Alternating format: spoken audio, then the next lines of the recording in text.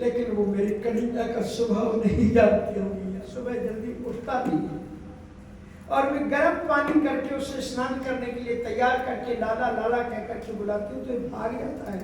मुझे पकड़ करके लाना पड़ता है, फिर मैं स्नान करती हूँ, कराती हूँ।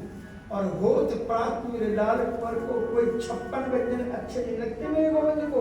होत प्रात मेरे लाल कुंवर को माखन रोटी खा, बासी रोटी और उसमें मक्खन लगा करके और उसमें मिश्री रख करके लोट बना करके दे देती हूँ, वही उसे अच्छी होती है।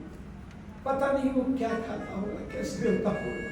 और आज क्यों ही मैया ने पूछा तुमको कैसा लगा देवकी मैया ने, तो गोविंद को मैया यशोदा की भोजन नहीं कर सके, छोड़ दिया।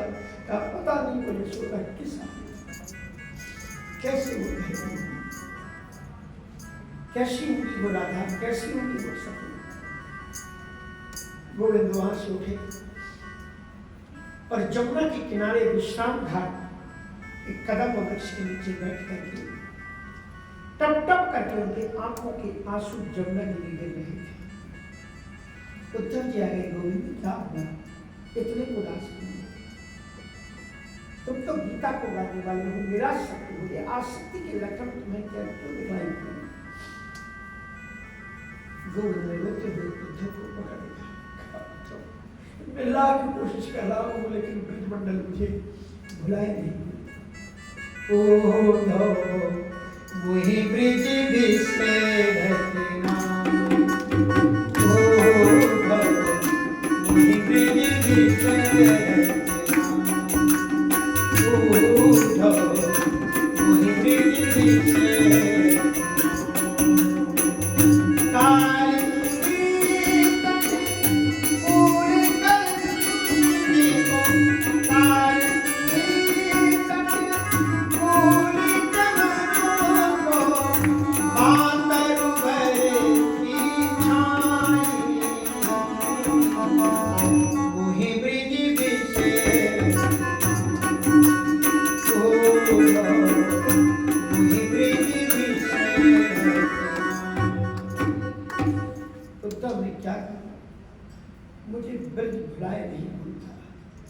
मेरी माँ ने बड़े सुंदर सुंदर पकवान मेवा बना करके सामने रखे और मेरी माँ ने पूछ लिया कैसा बना। जो ही इतना पूछा मुझे मैया यशोदा की याद आ गई और सब कुछ छोड़ कर यहाँ चला गया। कैसे वो राधा रानी है, क्या हाल होगा उन ललिता का, विशाखा का, जमुना जी का। मैं रोते हुए बछड़ों को, गैयों को छोड़ के आया। वो बछड़े मुझे देख करके रंभा होते थे। गोपियां कहती थी कि अक्षणताम परिणतम न परम विदाम। जीवन का एक ही फल है, सुंदर श्याम सुंदर होती। आखिर को फल एक सखी, सुंदर छवि धाम बिलोकन को। जानते हो जब वे जो सखियां हैं मेरे लिए ही रहती है, मेरे लिए ही उन्हें जीवन धारण कर रखे। कामन मनस्का मत प्राणा मदर्थे थित्यदीयका मामेव दयितं प्रेषितम् आत्मानं मनसागता। वो मेरे में ही जीती हैं, मेरे लिए ही उन्हें जीवन धारण कर रखा है। उद्धव जी कहते हैं गोविंद, क्या आप सचमुच में उनसे प्रेम करते हैं? कहा उद्धव कैसी बात करते हैं, मैं रो रहा हूं उनके लिए। कहा नहीं नहीं गोविंद, अगर तुम सचमुच में उनसे प्रेम करते होते ना तो उन्हें थोड़ा सा वेदांत पढ़ा देते, उनको आप बता देते कि तुम ईश्वर हो और तुम ईश्वर के रूप में सब जगह विद्यमान हो। ऐसी कौन सी जगह तुम नहीं? जब लोग तुम्हें ईश्वर की अनुभूति कर लेंगे तो हर समय वो तुम्हें पाएंगे। आगे जग में सब रहते बिहारी, आगे जग में सब रहते बिहारी, प्रेम ते प्रभु प्रेम कहीं दिया, सोही मस्ती वृत्ति अखंडता, सोही मस्ती वृत्ति अखंडता, बड़े विज्ञान कड़े बोध, बड़े विज्ञान कड़े बोध। वे गोपियां ये नहीं जानती कि तुम भगवान हो, और जिस दिन वो तुम्हें जान जाएगी तत्वता कि तुम भगवान हो, उन्हें महाराज अष्टांग योग सिखा दो ना, यम नियम आसन प्राणायाम प्रत्याहार धारणा ध्यान समाधि। और जब वो समाधि में पहुंच जाएंगे तो फिर तुम में और उनमें अंतर क्या रह जाएगा? समाधि का मतलब यही होता है समाधि इक्वल आधिमानी अवस्था, और दोनों इक्वल अवस्था में जब पहुंच जाए तो जब परमात्मा और दोनों मिलकर एक बन गए, जब आप ये स्थिति उनको बता देंगे तब फिर वो निरंतर आप में ही रहेंगे। श्याम सुंदर तो ये लीला कर ही रहे थे उद्धव की। जिस ज्ञानी के जीवन में अगर भक्ति नहीं तो ध्यान रखना वो उसी प्रकार से है जैसे रसगुल्ला तो बन गया लेकिन अभी शक्कर की चाशनी में नहीं डाला गया है, कैसा लगेगा? इसलिए वो ज्ञान जो भक्ति रस में आप प्राप्त नहीं है वो ज्ञान भी किसी का नहीं है। आपको तुम्हारा कितना टाइम यहाँ भागवत भी आप थोड़ा थोड़ा प्रसंग करके सुनो तो आप भागवत पूरी समझ पाओगे। कितना सुंदर उपदेश कपिल देव जी ने महाराज ने दिया है अपनी माँ को कि नहीं मानिया भक्त्या भगवत जगिनात्मनि सदृशोष्ट शिवा पंथा योगिनां ब्रह्म सिद्धये। बड़े बड़े योगियों को ब्रह्म सिद्धि करने के लिए एक ही रास्ता है, नहीं मानिया भक्त्या, भक्ति के अतिरिक्त और कोई भी दूसरा। रामचरितमानस में राम जी जब राजा बन गए हैं तो चारों वेद आए हैं और चारों वेदों ने प्रार्थना करते हुए क्या कहा? जे ज्ञान मान विमत भाव तव शरण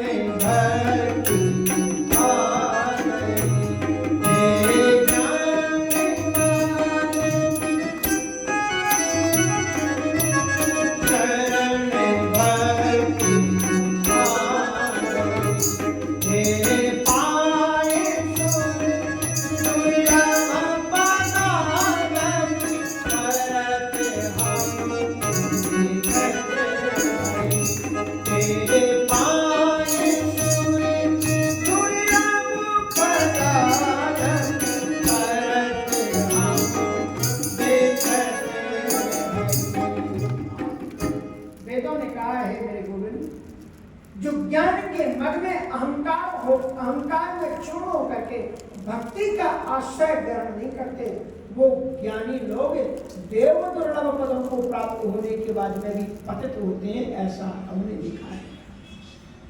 भक्ति के बिना उद्धार नहीं है। नयुज्य मानया भक्त्या भगवत। इसलिए कैसी भक्ति होनी चाहिए गोविंद में? तो कपिल देव जी महाराज ने मां को बताया अनिमित्ता भागवती भक्ति सुदेर गयसी जयत्यासुया कोशम निगीर्ण बंधुए। अनिमित्ता, अनिमित्ता मानी किसी हेतु से मत उपासना मत करो कि मुझे ये चाहिए वो चाहिए फलाना चाहिए ढकाना चाहिए।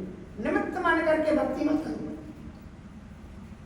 जब भी भगवान के दरबार में आते हो तो केवल एक ही चौपाई बोलो और कुछ मत मांगो, क्योंकि he knows everything about you, so you have to not discuss.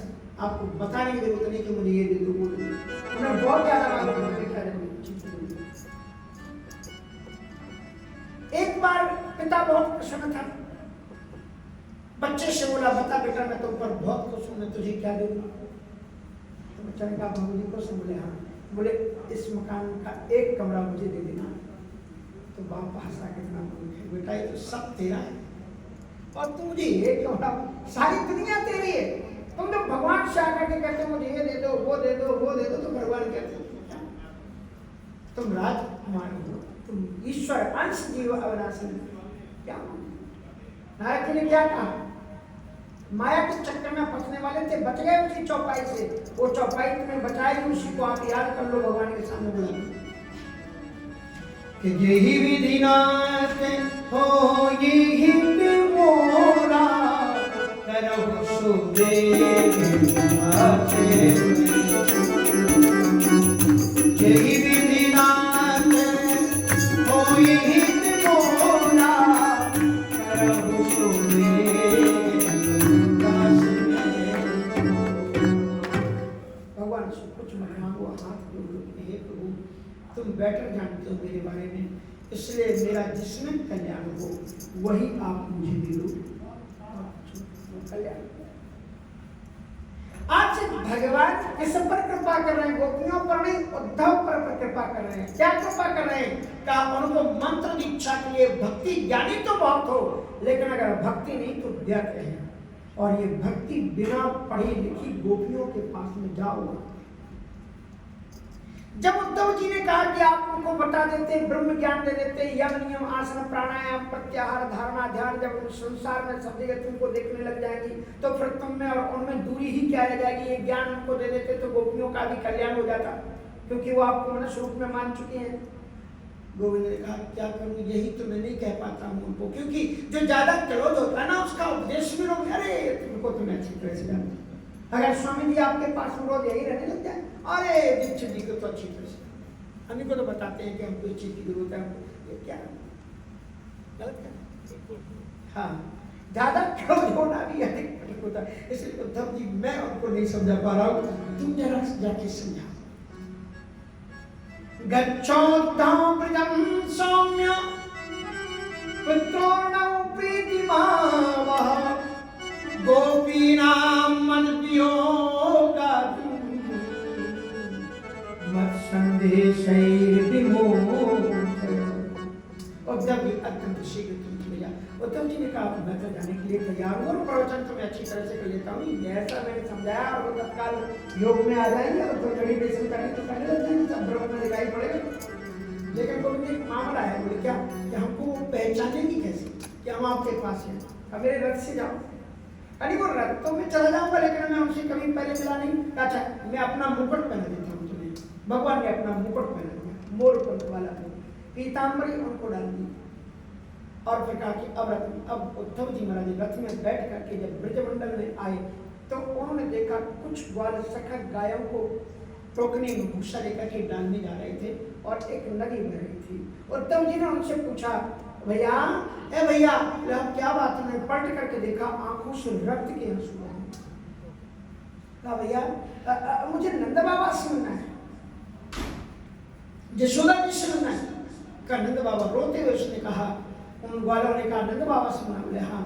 कहा ये जो नदी जा रही है इसके किनारे किनारे अपना रथ चलाओ अक्रूर श्री उद्धव जी, क्योंकि तुम्हारी तरह एक और भी रथ वाला आया था, वही हमें ये आंखों खून के आंसू देकर के इस बोले नदी जमुना है? बोले नहीं महाराज ये जमुना नहीं है, ये महाराज श्री कृष्ण के जाने के बाद में, बलराम के जाने के बाद में नंद बाबा और यशोदा मैया जो रोती है उसके आंखों से निकली हुई धारा की ये नदी है। इसके किनारे किनारे तुम अपने रथ को चलाओ, नंद बाबा के यहाँ पहुंच जाओगे।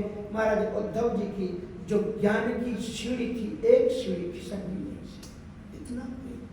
इतना वियोग।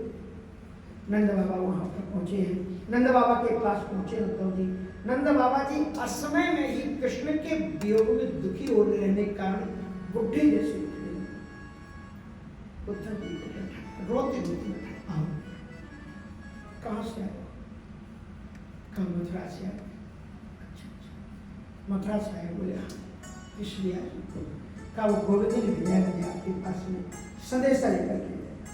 नंद बाबा बिलख बिलख करते हुए कहा हाँ, अब तो वो बहुत बड़ा बन गया, वो राजा बन गया, अब वो खुद तो नहीं आ सकता, अब तो मैसेंजर भेजेगा, अब तो संदेश भेजेगा। क्या संदेश भेजना चाहिए? तो हम आपको ये बताना चाहते हैं कि आप उसकी स्मृतियों में समय व्यतीत करके अपने टाइम को नष्ट मत करो। ये जीवन बड़ा दुर्लभ है। तुम ये समझ लो कि वो ईश्वर है, अगर तुम ईश्वर का ध्यान करते हो तो वो उसी का ध्यान है, इसलिए तुम उसको भगवान का ध्यान करो। तो नंद बाबा ने कहा कि भगवान का ध्यान तो मैं तब करूं जब मेरा गोविंद मेरे ध्यान से निकल जाए। पहले वो तो निकले, उसके बाद मैं उसका ध्यान करूं। तो कहा मैं तुम बैठ जाओ, मैं तुम्हें योगासन की विधि का मुझे नहीं चाहिए तुम्हारी।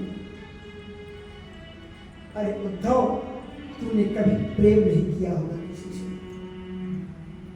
जो एक बार प्रेम कर लेता है ना, वो फिर उसे भूल नहीं सकता है।